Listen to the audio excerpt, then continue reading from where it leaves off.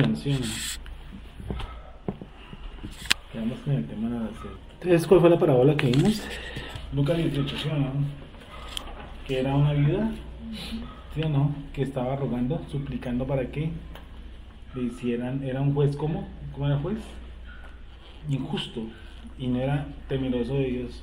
Entonces, dijo, le haré justicia para que no me canse.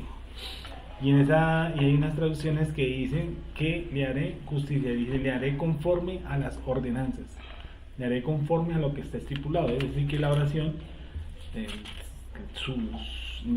de aquí para allá para acá, funciona si lo que yo estoy pidiendo está conforme a qué, a la justicia, ¿sí o no?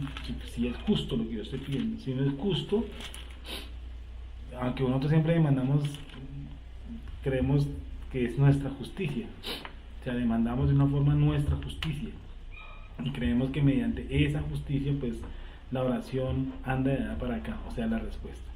Pero realmente sabemos que Akadosh Baruj Hu es un juez justo, o sea que tenemos lo que, ¿qué cosa?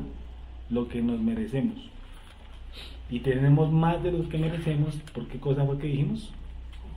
Por su misericordia, porque primero fue la misericordia y luego fue la ley. Entonces la misericordia fue primero y luego fue la ley. Entonces tenemos más, dígame, tenemos más de lo que nos merecemos por su misericordia. Y a veces decimos que tenemos poco, ¿sí o no? Y tenemos poco, según nuestras cuentas, tenemos poco. ¿Por qué creemos que nosotros decimos que tenemos poco? Bueno, porque hay anhelos y deseos en nuestro corazón de tener más. Pero si miramos, tenemos lo que merecemos. Sigamos con Lucas 18 entonces. Versículo 6. Y dijo de Labán: oíd lo que dijo el juez injusto. Versículo 7 empieza, ¿no? ¿Y acaso Dios no hará justicia a sus, ¿quién? Escogidos. ¿Acaso Dios, o sea, esos son los privilegios de ser escogido? Dice, ¿acaso Dios no hará justicia a sus escogidos? Y estamos diciendo que claman a Él día y noche. O sea, aquí eso está diciendo que hay dos tipos de oraciones mínimas. ¿Cuáles? En el día y en la noche. Y está utilizando la palabra clama. Pero hay dos clamas en el Tanakh. Un clama dice a una persona que agobia o que acosa a otro a punta de gritos. Eso es una forma de clamar. Oígame, clamar en el hebreo es agobiar y casi que acosar a alguien, ¿sí? Mediante mi acción. Eso es una forma de clamar, una forma, una expresión de clamar. La otra expresión de clamar es partir en muchos pedazos. Solamente está 4 o 5 veces la palabra clamar, y me causó curiosidad ese clamar, partir en muchos pedazos. ¿Por qué? ¿Qué hace la acción cuando nosotros estamos clamando? Se está partiendo nuestro corazón, y eso es precisamente lo que el Eterno desea, que nosotros partamos nuestro corazón, ¿sí? Entonces sigamos aquí en el texto. Dice: os digo, ¿acaso Dios no hará justicia a sus escogidos que claman a Él día y noche? ¿Se tardará en responderles? Versículo 7. Os digo que pronto les hará justicia, pero cuando venga el Hijo del Hombre, ¿hallará confianza en la tierra? Pregunta, ¿no? Versículo 7 se parte, en el versículo 7 se parte. Dice: ¿y acaso Dios no hará justicia a sus escogidos que claman a Él día y noche? ¿Se tardará en responderles? Os digo que pronto les hará justicia, punto. Pero cuando venga el Hijo del Hombre, hallará fe en la tierra, hallará confianza en la tierra. Versículo 9, miren cómo empieza. A unos que confiaban en sí mismos, como justos,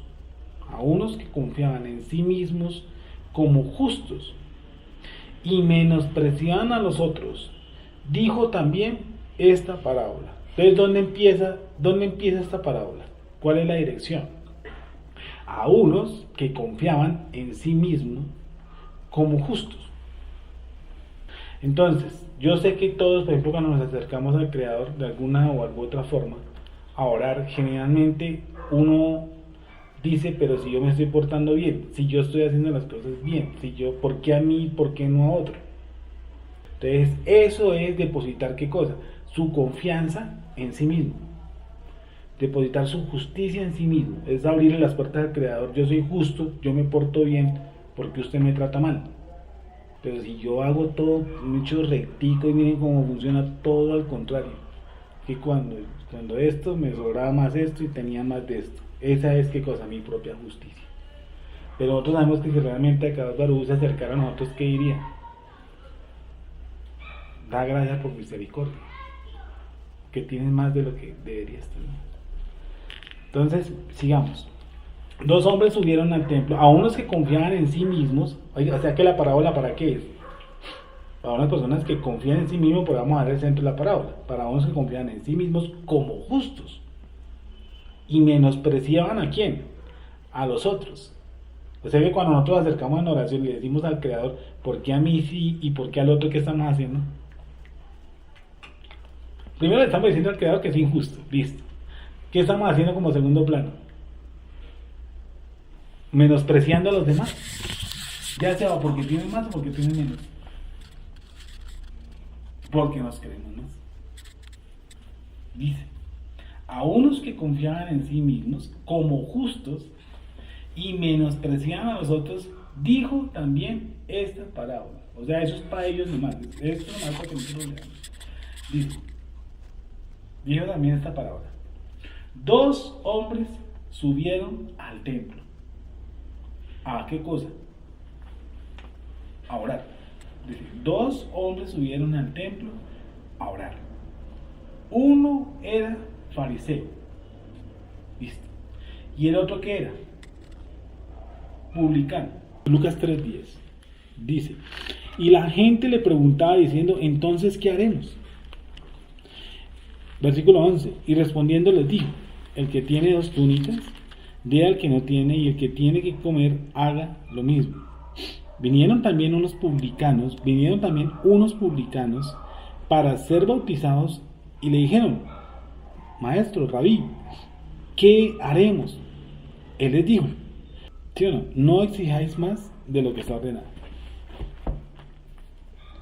Ese era el problema de los publicanos. Entonces, volvemos a Lucas, ¿qué? Lucas 18:9.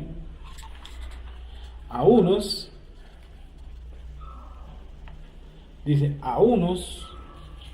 que confiaban en sí mismos como justos y menospreciaban a los otros, dijo también esta parábola. Dos hombres subieron al templo a orar.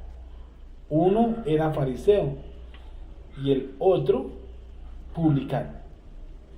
Ya entendimos que era la función del publicano, ¿no? Cobrar más de lo que le mandaban. Listo. El fariseo puesto en pie. O sea, primera acción.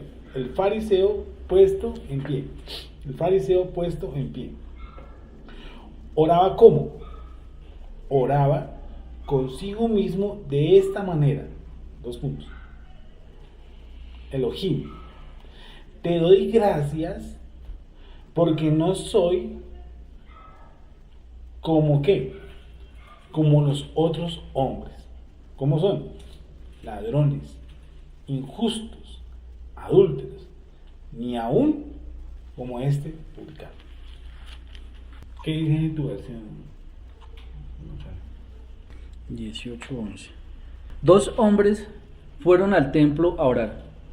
El uno era fariseo y el otro era uno de esos que cobran impuestos para Roma.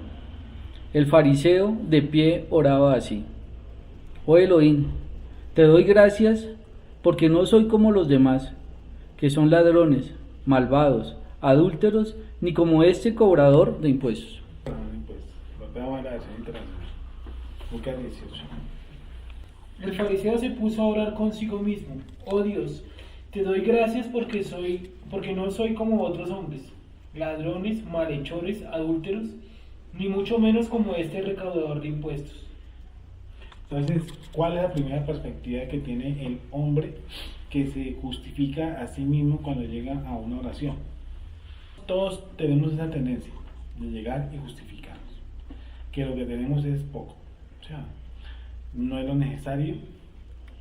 Este lo está haciendo para el otro lado, el fariseo lo está haciendo es puesto en pie, o sea, está diciendo, por decir algo, yo soy hijo de Abraham, yo soy circunciso del octavo día, soy el que vuela espiritualmente. Vuelvo a repetir la narración internacional. El fariseo se puso a orar consigo mismo. Sí. Oh Dios, te doy gracias porque no soy como otros hombres, ladrones, malhechores, adúlteros, ni mucho menos como ese recaudador de impuestos. Bueno, entonces, la persona que se justifica a sí mismo, ¿en qué termina? Que empieza así. ¿Te acuerdas cómo empezaba la parábola? Los que se creen justos. Entonces, va la parábola para la oración de este tipo. Llega el fariseo, dice, oh Dios, gracias a Dios, yo no soy como ninguno de estos tipos, ni soy pecador, ni soy ladrón, ni nada de esas cosas, y menos como el publicano, gracias a Dios no soy como ese. ¿Sí? Entonces, ¿cómo empieza este tipo de oración? ¿Él está orando? ¿Qué estaba haciendo? Hablando, dice, hablando consigo mismo. O sea, una persona que hace eso, o tiene esa tendencia, no habla con Dios, porque dice, que ahí está diciendo, hablaba, ¿qué cosa? Consigo mismo. Entonces uno dice, y si empieza usted la oración así, entonces ¿cómo está uno?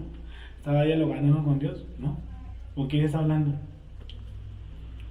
Con usted mismo. Sigamos. Dice, el fariseo puesto en pie. El fariseo puesto en pie. Oraba ¿cómo? Consigo mismo. De esa manera. Dios te doy gracias porque no soy como los otros hombres, ni ladrones, injustos, adúlteros, ni aún como este publicano. Entonces, si usted mira, muchas de las oraciones que nosotros hemos hecho no son oraciones, sino ¿qué cosa?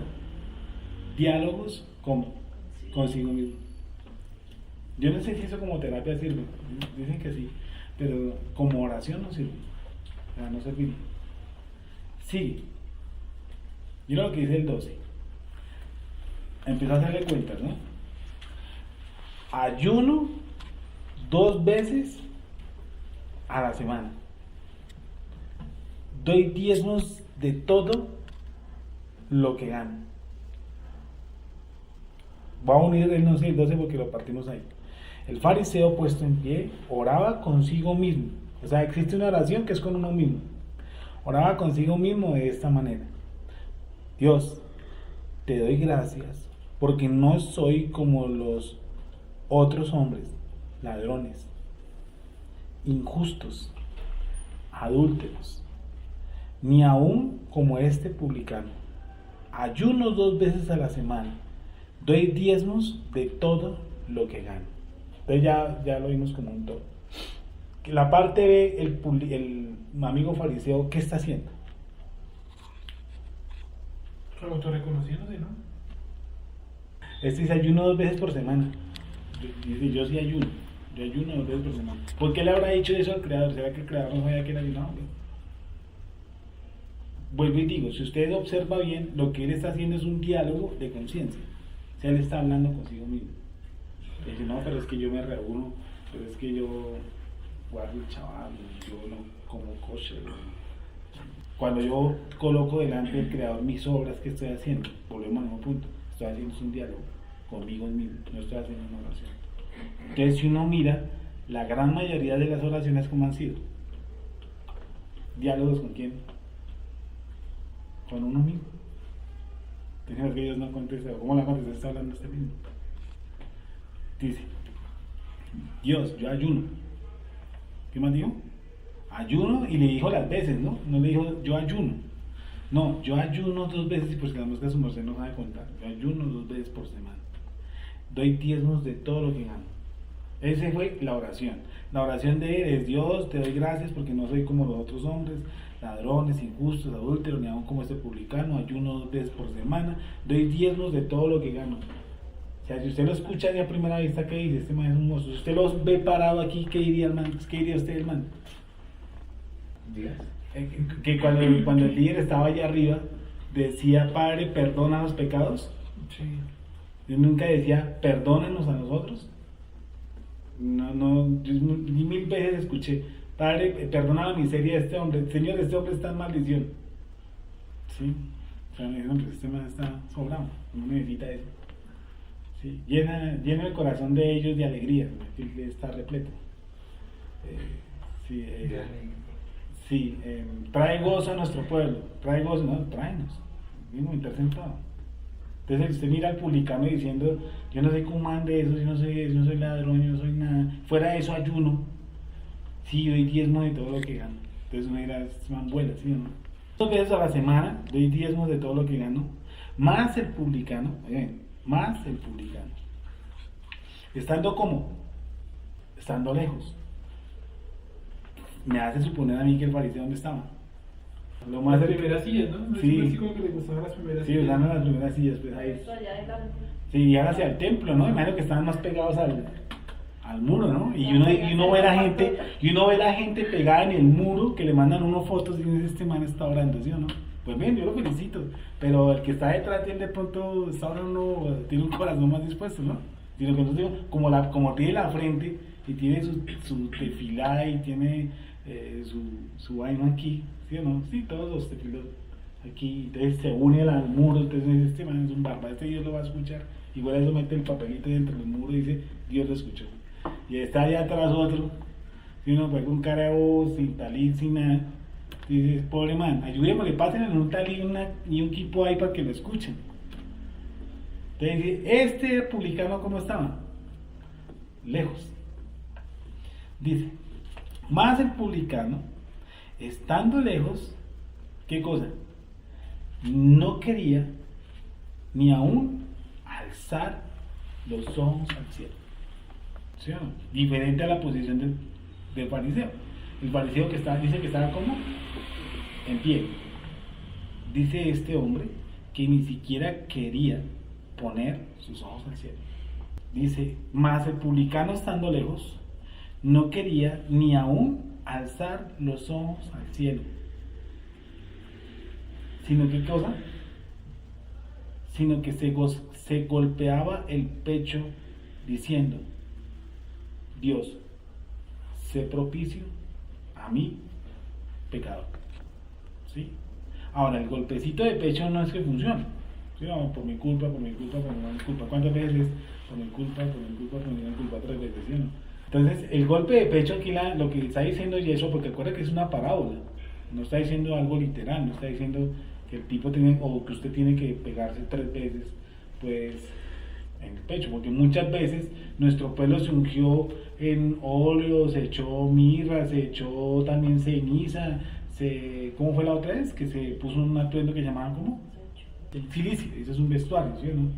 Entonces nuestro pueblo muchas veces eso hizo y por dentro jamás anduvo. Dice entonces la escritura, ¿cómo dice esa traducción, Sergio? El recaudador de impuestos, Sí. que se había quedado a cierta distancia, Sí. ni siquiera se atrevía a alzar la vista al cielo, sino que se golpeaba el pecho y decía, oh Dios, ten compasión de mí, que soy pecador. Pero el cobrador de impuestos se quedó a cierta distancia y ni siquiera se atrevía a levantar los ojos al cielo, sino que se golpeaba el pecho y decía, oh Elohim, ten compasión de mí, que soy pecador. Ten compasión. Bueno. Mas el publicano estando lejos, no quería ni alzar los ojos al cielo, sino que se golpeaba el pecho, diciendo, Dios, sé propicio a mi pecador. Versículo 14. Os digo que éste descendió a su casa como justificado antes de quién, antes que el otro, porque cualquiera que se enaltece será ¿qué? Humillado, y el que se humilla será enaltecido. Listo. Este texto nos manda a un lado, Lucas 14:11. Y no pudieron contestarle nada. Al ver Yeshua cómo los invitados escogían los asientos de honor en la mesa, les dio este consejo: Cuando alguien te invite a un banquete de bodas, no te sientes en el lugar principal, pues puede llegar otro invitado más importante que tú, y el que los invitó a los dos puede venir a decirte: dale tu lugar a este otro. Entonces tendrás que ir con vergüenza a ocupar el último asiento. Al contrario, cuando te inviten, siéntate en el último lugar, para que cuando venga el que te invitó te diga: amigo, pásate a un lugar de más honor. Así recibirás honores delante de los que están sentados contigo a la mesa. Porque el que a sí mismo se engrandece será humillado, y el que se humilla será engrandecido. Dice, voy a leerlo 14.7 de la Reina Valera. 14.7 dice: observando cómo escogían los primeros asientos a la mesa. Voy a leer el 14.1. Aconteció un día de Shabbat, que habiendo entrado para comer en casa de un gobernante que era fariseo, estos les echaban, y aquí estaban delante de él un hombre hidrópico. Aconteció que un día de Shabbat, que habiendo entrado para comer en una casa de un gobernante que era fariseo, estos le asediaban. Miren que siendo en Shabbat no estaban en la sinagoga, y entró a comer, que era fariseo, se lo asediaban, y aquí estaban delante de él un hombre hidrópico, o sea, uno que sufre de hidropesia. Entonces Yeshua habló a los intérpretes de la ley y a los fariseos diciendo: ¿es lícito sanar en el día de Shabbat? Mas ellos callaron, ¿sí o no? Y él, tomándole, le sanó y le despidió. Y dirigiéndose a ellos dijo: ¿quién de vosotros, si su asno o su buey cae en algún pozo, no lo sacan inmediatamente, aunque sea en día de reposo, en Shabbat? Y no le podían replicar a estas cosas, observando cómo escogían los primeros asientos a la mesa. ¿Dónde empezó? Aconteció un día de Shabbat, que habiendo entrado para comer en una casa de un gobernante que era fariseo, estos le asediaban. Era un político importante, fariseo. Como dice Sergio, una apertura de Shabbat. Se reunieron a cenar. ¿Y qué hicieron los fariseos? Como el normal de los seres humanos cuando ven un político. ¿Sí o no? Mas ellos callaron, observando cómo escogían los primeros asientos a la mesa. Refirió a los convidados una parábola diciéndoles, ¿sí o no? Escogiendo cómo escogían los primeros asientos a la mesa. Refirió a los convidados una parábola diciéndoles: cuando fueres convidado por alguno a bodas, no te sientes en el primer lugar, no sea que otro más distinguido que tú esté convidado por él. Repito el 8. Cuando fueres convidado por alguno a bodas, cuando fueres convidado por alguno a bodas, no te sientes en el primer lugar, no sea que otro más distinguido que tú esté convidado por él. Y viniendo el que te convidó a ti y a él, te diga: da lugar a este. Y entonces comiences con vergüenza a ocupar el último lugar. Mas cuando fueres convidado, ve y siéntate en donde, en el último lugar, para que cuando venga el que te convidó, te diga: amigo, sube más arriba. Entonces tendrás gloria delante de los que se sientan contigo a la mesa. Porque cualquiera que se enaltece será humillado, y el que se humilla será enaltecido. Dijo también al que le había convidado: cuando hagas comida o cena, no llames ¿a quién? A tus amigos. O sea, ya se metió con el político. ¿Sí o no? Bueno, partamos hasta este punto. ¿Qué le está diciendo Yeshua a los fariseos? Que dice que anhelaban los primeros puestos del político. Obviamente está diciendo cuando les conviene a ustedes no busquen los primeros puestos, busquen los últimos. para que convida, porque de pronto si llega uno que es más distinguido que usted, le van a decir, quítese de ahí que este se ha puesto de otro. Realmente, ¿cuál sería el trasfondo de esa parábola? Ustedes no se acuerdan de algo, las bodas del cordero y todo eso, pero ¿quiénes serán levantados? O sea, nosotros, los que nos han puesto a de último. ¿Sí me van a entender? Que está hablando muy paralelo a eso. Está diciendo, miren, usted que no crean que ustedes porque son primeros van a ser elegidos, escogidos. Sí, más bien háganse la partecita de atrás, y por eso si de pronto la persona que hizo el banquete a ustedes, de pronto por ahí va y los invita y los dice, siéntense aquí. Dice, porque a cualquiera que se enaltece, será que humillado, y el que se humilla será enaltecido. Ahora se mete con el político, ¿sí o no? Dijo, también al que le había convidado, cuando hagas comida o cena, no llames a quién, a tus amigos, ni a tus hermanos, ni a tus parientes, ni a vecinos ricos, no sea que ellos a su vez te vuelvan a convidar y seas ¿qué? Recompensado. Léelo en esa traducción, versículo 12.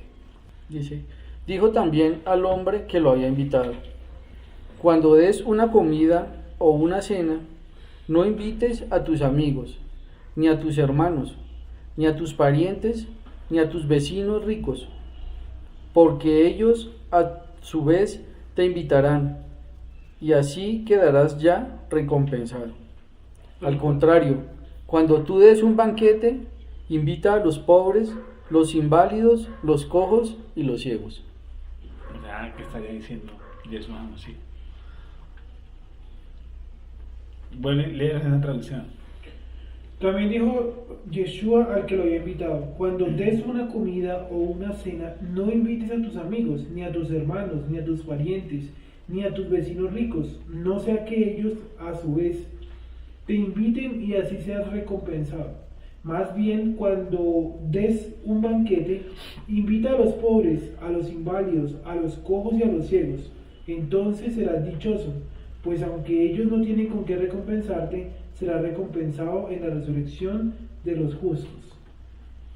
Entonces serás dichoso, pues aunque ellos no tienen con qué recompensarte, será recompensado en la resurrección de los justos. Perfecto, listo.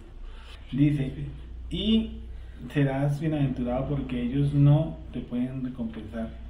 Pues te será recompensado en la resurrección de los justos, en la resurrección de los santos. Ahora, ¿cuál es el centro de todo? La parábola, pues obviamente Jesús dice una parábola para que primero se molesten, ¿sí o no? Obviamente todas las parábolas de él molestan.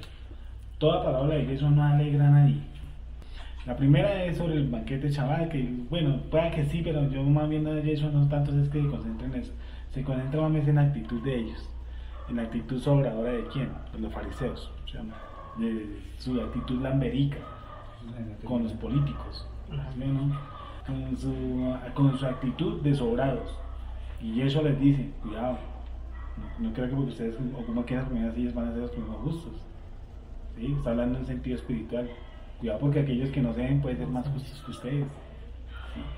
Estamos hablando, volviendo al punto de la oración, que el punto de la oración central es que una cosa es que yo sea justo y otra cosa es que yo me crea justo. Listo, ambas me implican lo mismo, pero que yo me crea justo por mi justicia. ¿Yo por qué soy justo? Por el sacrificio de Yeshua. Yo soy un delincuente realmente. Aún sigo siendo, dentro de este cuerpo, un hombre pecador. Eso fue lo que dijo, ¿no fue lo que dijo el publicano? El publicano dijo eso, yo soy pecador.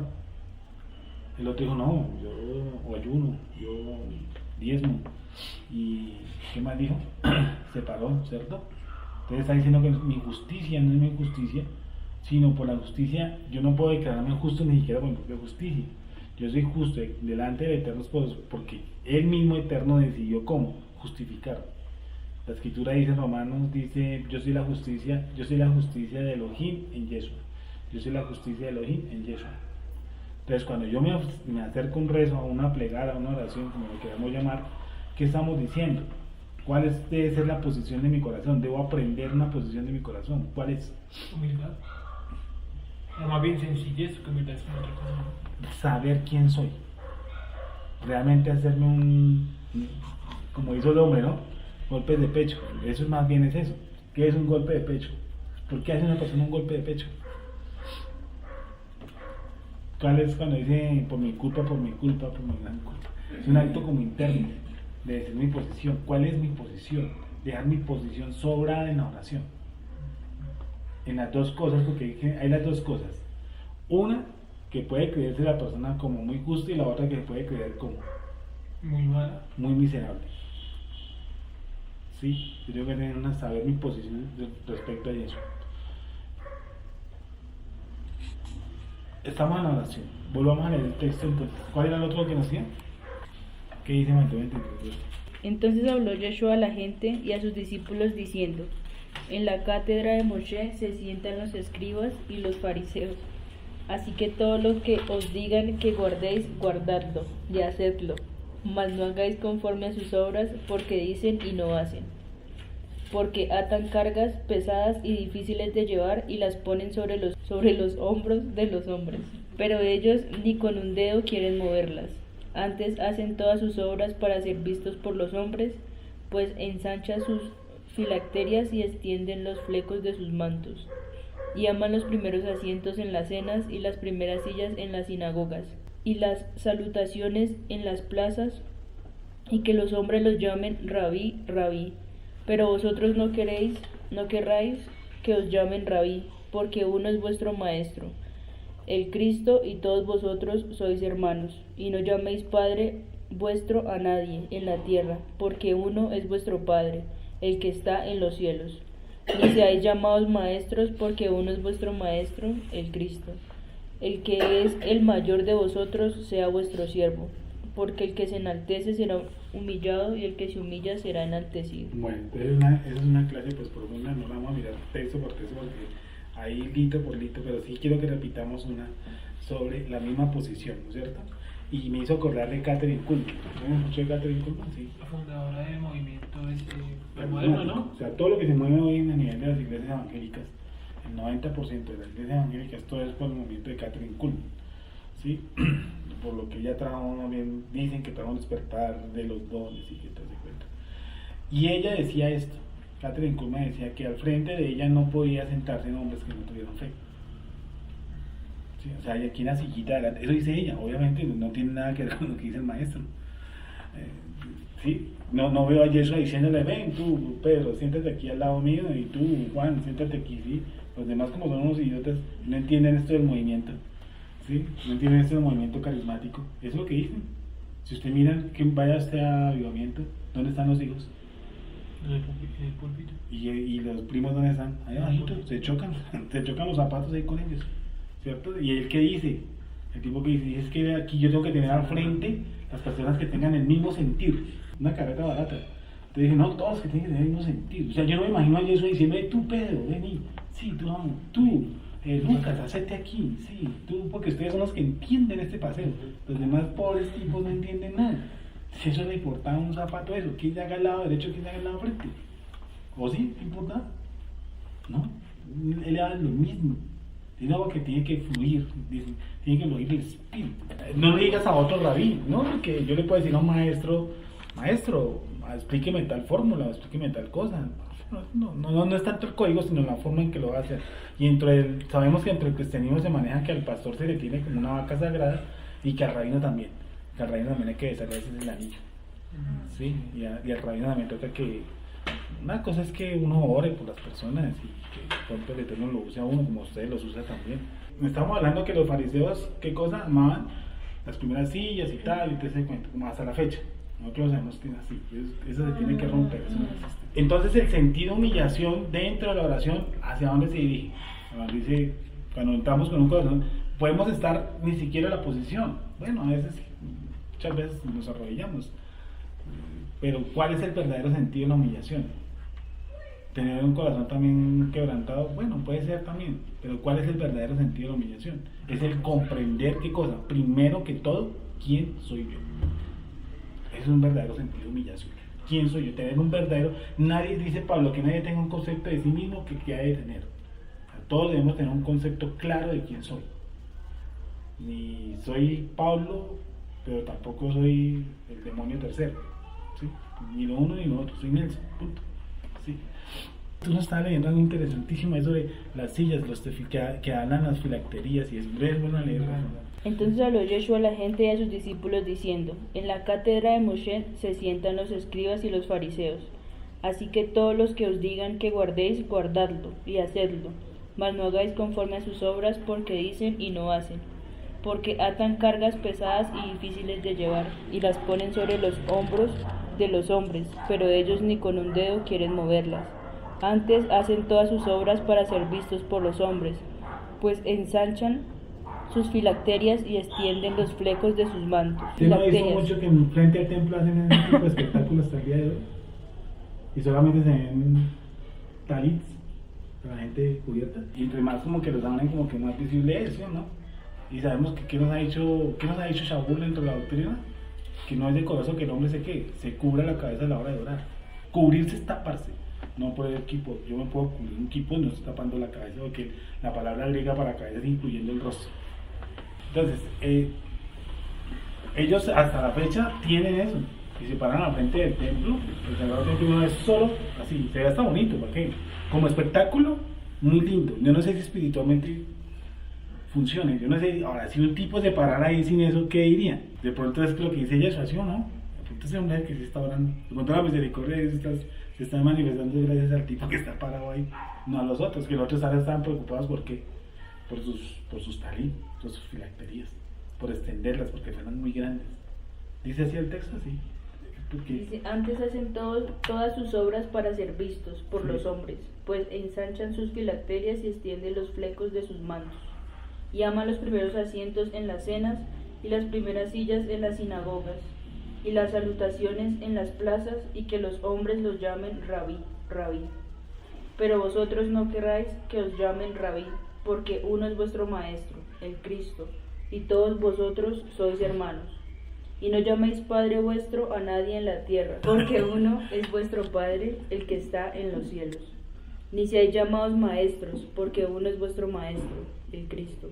El que es el mayor de vosotros sea vuestro siervo, porque el que se enaltece será humillado, y el que se humilla será enaltecido. Perfecto. Entonces el contexto, en todos los contextos que hemos hablado esa palabra, de que se humilla será enaltecido, ¿cuál es? Es mi posición, es entender quién soy, que no puedo tener un concepto ni más arriba, tampoco ni un concepto más abajo, que saber quién soy realmente. Eso es una forma de una constante humillación.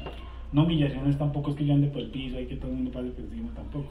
No es el sentido que yo tengo, es la comprensión de quién soy yo, de que yo soy simplemente una persona que usa como los usa a todos, como dice el libro de Hechos, que tenían todas las cosas, ¿cierto?, en común. Y dice, perseveraban unánimes en oración. O sea, el mismo sentido, no habían más ni menos, ni destacados ni super destacados, no. Pablo usted mira las salutaciones a fulano de tal que me sirvió, salutaciones a fulano de tal que abrió la casa cuando fui y me sirvió, o sea, muchos saludos a fulano de tal que se acordó cuando yo estaba solo, la iglesia esa que me recogió una ofrenda cuando estaba pasando por un momento difícil. Eso es lo que dice Pablo. Pablo nunca dice salude a los ungidos, a los que más saben teología, a los que más memorizan versículos, jamás dice eso, nunca dice eso, nunca. Miremos el Salmo 22 y el Salmo 55. Salmo 55. Escucha, oh Dios, mi oración, no pases por alto mi súplica. Óyeme y respóndeme, porque mis angustias me perturban, me aterran. Las amenazas del enemigo y la opresión de los impíos, pues me causan sufrimiento y en su enojo me insultan. Se me estremece el corazón dentro del pecho y me invade un pánico mortal. Temblando estoy de miedo, sobrecogido estoy de terror. Como quisiera tener las alas de una paloma y volar hasta encontrar reposo. Me iría muy lejos de aquí, me quedaría a vivir en el desierto. Presuroso volaría a mi refugio para librarme del viento borrascoso y de la tempestad. Destrúyelos, Señor, confunde su lenguaje. En la ciudad solo veo contiendas y violencia. Día y noche rondan por sus muros, y dentro de ella hay intrigas y maldad. ¿Qué versículo vas? En el 10. Entro al 11. En su seno hay fuerzas destructivas, de sus calles los aparta la opresión y el engaño. Si un enemigo me insultara, yo lo podría soportar. Si un adversario me humillara, de él me podría yo esconder. Pero lo has hecho tú, un hombre como yo, mi compañero, mi mejor amigo, a quien me unía en bella amistad, con quien convivía en la casa del Eterno. Qué sorprendente la muerte, que sorprenda la muerte a mis enemigos, que caigan vivos al sepulcro, pues en ellos habita la maldad. Vamos a hacer la introducción. Salmo 55, capítulo 55, versículo 1. Dice: escucha, oh Elohim, mi oración. Dios escucha cualquier tipo de oración. Ahora escucha los diálogos que tenemos nosotros mismos, que es un tipo de oración, que nosotros tenemos un tipo de oración. Sí, Él escucha el tipo de oración, pero no es la oración. Pero Él escucha todo tipo de oración, la escucha, absolutamente todo. Dice: escucha, oh Elohim, mi oración, mi oración. Aquí podemos entender también que el salmista nos está enseñando que la oración es de tipo ¿cómo? Individual. Cuando uno dice oren por mí, obviamente nosotros oramos por la persona. Sí, oramos. Dice, vaya un favor, ore por mí, porque pues una persona decaída, triste, no sale ni un solo. Pero como David el rey utiliza un lenguaje mucho más exquisito. Entonces dice, quiero ser como una paloma. Pero lo que me quiere mostrar el salmo es el estado anímico en que él eleva su oración o su plegaria. O sea, sobre todo tengo que entrarme en el estado anímico, no tanto en sus palabras, porque dime, bueno, vuelvo y digo, yo quiero orar como una paloma, pero como son poemas, y son canciones, pues tienen otra estructura, pero repito, lo que yo tengo que andarme es siempre concentrarme en el estado anímico en que David hace ese tipo de plegarias. Y yo sé que se va a identificar mucho con mi estado anímico cuando llego a una oración. Sí, vamos al Salmo 22. Dice, Dios mío, ¿por qué me has abandonado? ¿Te acuerdas quién dijo eso? Lejos estás para salvarme, lejos de mis palabras de lamento. Dios mío, clamo de día y no me respondes, clamo de noche y no hallo reposo. Pero tú eres santo, tú eres rey, tú eres la alabanza de Israel. En ti confiaron nuestros padres, confiaron y tú los libraste. A ti clamaron y tú los salvaste. Se apoyaron en ti y no los defraudaste. Este es el salmo más mesiánico, digo yo, que existe. En ese salmo que fue el que recitó en el madero, fue que uno de los presos, cuando él dijo esas palabras, creyó en él. Dijo, este es Yeshua, él es el Mashiach. Dios mío, ¿por qué me has abandonado? Lejos estás para salvarme, lejos de mis palabras de lamento. Dios mío, clamo de día y no me respondes, clamo de noche y no hallo reposo. Pero tú eres santo, tú eres rey, tú eres la alabanza de Israel. En ti confiaron nuestros padres, confiaron y tú los libraste. Dame un segundo. Cuando Yeshua HaMashiach oró y dijo, Padre, si quieres pasa de mí esta copa, el Padre Eterno le respondió. Cuando Yeshua HaMashiach llega y dice, Padre, si quieres pasa de mí esta copa, ¿cuántas veces lo hace? 3. O sea que las repeticiones en oraciones sí valen. Sí, lo que no vale son buenas, ¿no? Correcto. Pero repetir, lo que me puedo orar varias veces por la misma cosa. O sea, pero miren que tú dices que no era vano lo que estaba diciendo. Y sin embargo, acá el Padre Eterno que le dijo, la hora llega. O sea, Yeshua dice esta oración, ¿sí o no? ¿Cuál dice? Padre, si quieres pasa de mí esta copa. Pero es que él dijo si quieres, no dijo llévatela. Pero no quiso. Sí, exacto. Ahí va lo que yo te iba a decir. Respondió porque en las películas, pareciese que en las películas nos muestran como que el padre no contestó. No, y él contestó. ¿Qué le dijo? No quiero. No. Es que parte de las grandes respuestas del creador, en su 95%, ¿cuáles son? No. Pero dice en el versículo, ¿no? Que pedís mal porque pedís para vuestros deleites. Correcto. Entonces es por eso que les deben responder la mayoría de veces que no. Pero todos pedimos es con nuestros deleites. Pero responde. Eso Sí, que yo creo que como sacamos que- claro, ¿cierto? O sea, responde, pero responde ¿qué cosa?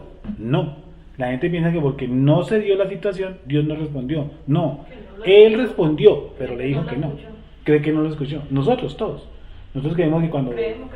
Creemos que no nos escuchó. No, si no se escuchó. ¿Qué fue lo que nos dijo? No. Y eso vamos a decir, Padre, ¿quieres pasar de mí esta copa? Viene el primer no. Padre, si quieres pasa de mí esta copa, ¿no? Padre, si quieres pasa de mí, ¿qué? Esta copa. ¿Cuántas veces lo dijo? 3 veces. Y en la tercera, ¿qué dijo? La hora ha llegado. Y Yeshua usó las 3 veces una repetición. Y sin embargo la usó. Clamó, sin embargo, por una lucha que él tenía interna. Lo cual no es que no sea válido usar una repetición, es válido hacerla. De por sí hay una confrontación entre mi voluntad y la voluntad del Creador. Miremos la oración. Mateo 26, 36.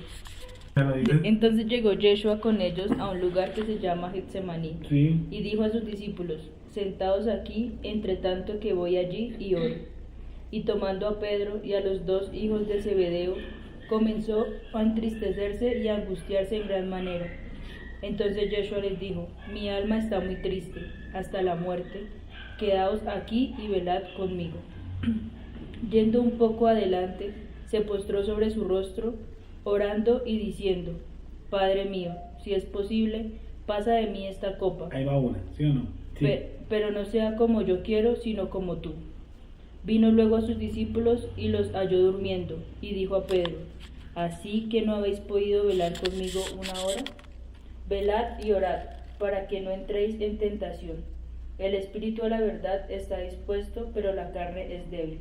Otra vez fue y oró por segunda vez, diciendo: Padre mío, si no puede pasar de mí esta copa sin que yo la beba, hágase tu voluntad. ¿Cuántas veces va ahí? 2. O sea, una repetición, sí. Vino otra vez y los halló durmiendo, porque los ojos de ellos estaban cargados de sueño. Y dejándolos se fue de nuevo y oró por tercera vez, diciendo las mismas palabras. ¿Diciendo qué? Las mismas palabras. Se ha repetido. O sea que no es que no sea, ¿cómo se llama? Que sea malo. Que sea malo. No. ¿Cierto? Y hay una lucha. Hay una lucha entre mi forma, entre lo que creo, entre lo que siento y lo que Akadosh Baruj Hu quiere. Y ahí me está mostrando que realmente yo como todos nosotros hemos usado una oración muchas veces. Pero ese hágase tu voluntad nos cuesta aceptarlo. Le costó a Yeshua. Porque en la primera dice, Yeshua le dice, no se haga, ¿qué cosa? Padre mío, si es posible, pasa de mí esta copa, pero Sí. no sea como yo quiero, sino como tú. Eso cuesta, y a él le costó, y a mí me va a costar, y a todos nos va a costar. Él tuvo que haber entendido que el Eterno le está diciendo que no, y sin embargo arranca para la segunda. Y le dice no, y arranca para la tercera. ¿Y qué dice en la tercera, perdón?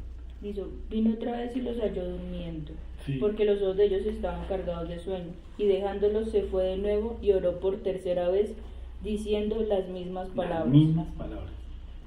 Entonces vino a sus discípulos y les dijo: dormid ya y descansad. He aquí ha llegado la hora. Listo, entendió la respuesta. Hubo una lucha, como todos la tenemos, como la tuvo y que la vamos a tener nosotros, en cada oración que tenemos.